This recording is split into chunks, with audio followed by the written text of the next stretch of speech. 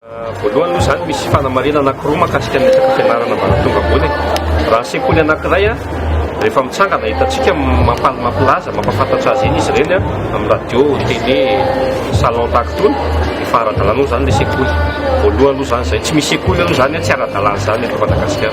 Faharoan'izay ny resaka diplôma volazanao teo, marina tokoa zay le hoe misy resaka diplôma hoe ara-dalàna na tsy ara-dalàna. Ny tena fanazavana an'izy io ny fahafantarako azy satria zaho anatin'ny lycée zaho mahalala an'izy, ny fianarana anankiray zany dia manana diplôma maromaro omen'ny mpianatra, ka izy io misy fangatahana atao any amin'ny fanjakana. Raha ohatra ka manana lalam-pihofanana anankifolo le fianarana, mety anankitelo ny efa nahazo amin'le izy tao anatin'le diplôma zany ny nakataovan'ny fanjakana, ny anankifito ambiny ohatra mbola andalana.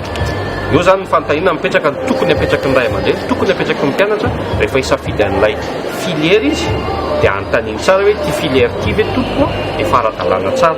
Filière avariko very zany filière zany ara-dalàna ve le filière fa tsy le fianarana. Rehefa mampiranty ato amin'ny salon izy efa mpiara-miasa Madazone nanadito izay taona maro zay izy dia efa ara-dalàna le sekoly. Ny diplôma no mety andalana mahara-dalàna azy. Ankehitriny moa zany tsika izao ny habilitation no hitondran'ny fitondram-panjakana azy dia le fianarana zany amin'izao miezaka manao habilitation an'le diplôma tsirairay avy. Ka raha manana diplôma fito izy izy anontany io tsara ho antsika mpianatra, ho antsika ray aman-dreny efa habilité daholo ve le diplôma rehetra, efa manana équivalence any amin'ny foko ve le diplôma omeny.